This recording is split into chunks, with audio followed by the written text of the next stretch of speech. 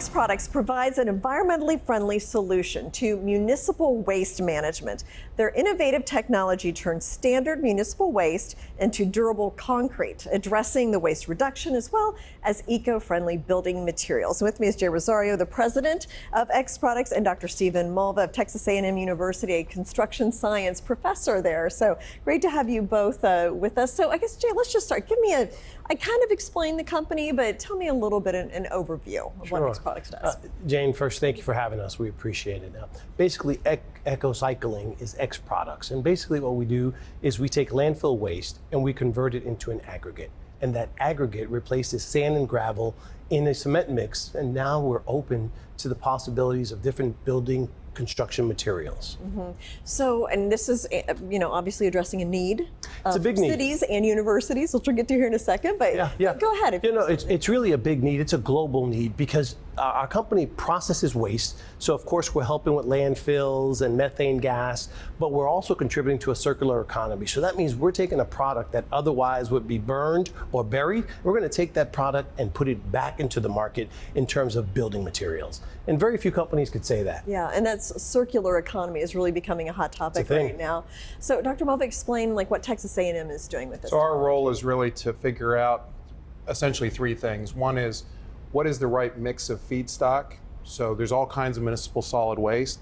And actually 40% of what goes in a landfill is called construction demolition waste. Landfill operators don't even like that waste because it doesn't generate methane. So we can actually take that construction demolition waste, we can process it into a replacement for sand and gravel. You might be surprised to know that the world is running out of sand.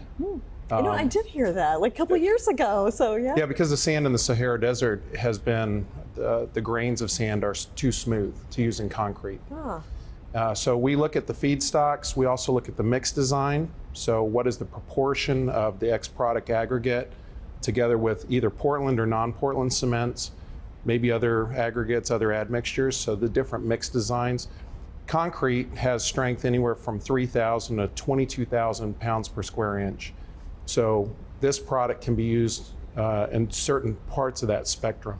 So we have to figure out where it can be used, and then the last part is the products. So it could be a concrete block, it could be road surface, maybe some structural applications, but the interesting thing about this aggregate is it's got a lot of thermal properties. Most of the time concrete, if you've ever been in a concrete building, it doesn't have good thermal performance. So usually you'll see foam or some other kind of insulation that'll go on there. This one has a lot of good thermal properties. So there may be applications like a sound barrier for a roadway. You'll see sometimes through some cities, they'll put up some big concrete walls to protect the neighborhood from the sound.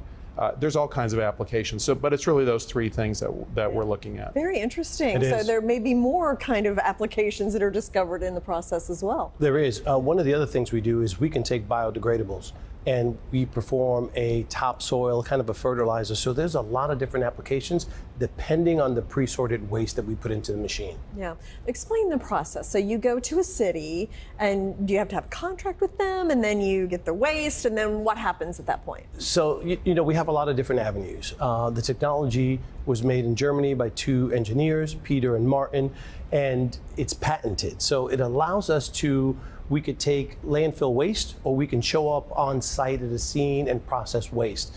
They had their first plant in the UK, and we are just on the cusp of developing our first plant here in the US. And then it goes to universities, and who else might be a potential customer? It's interesting, Jane. The part of the university really is to help with the process, with the certification and the different recipes. Right. That's right. Yeah, and you can use this in all kinds of applications. So anywhere that you would see concrete, you could use this. So it could be pavers in your garden, it could be road surface, it could be structural applications, concrete block, all kinds of things. Concrete's the #1 construction material globally, but has a terrible problem, which is it's very carbon intensive.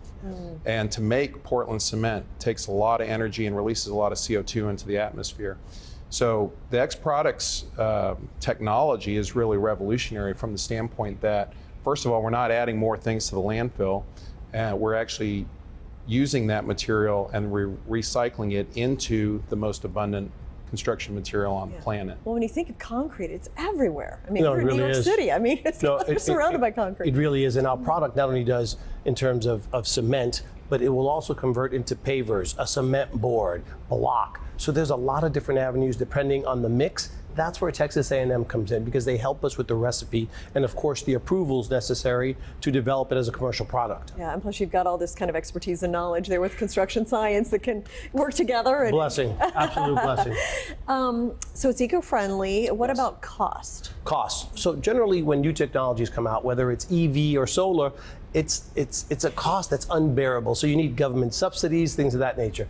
That's not the case with us. At X Products, because of the tipping fees and the offset, we come in priced right about sand and gravel the same price. And you know, when you say that, people go, "Oh, it's the same price." But think about this. It's a new technology.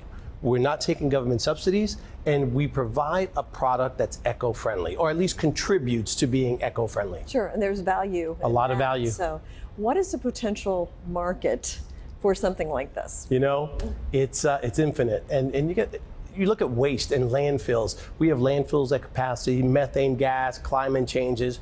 This is a company that can address all those items within limitations, but it addresses it. And few times can you have one technology address multiple avenues. Mm-hmm.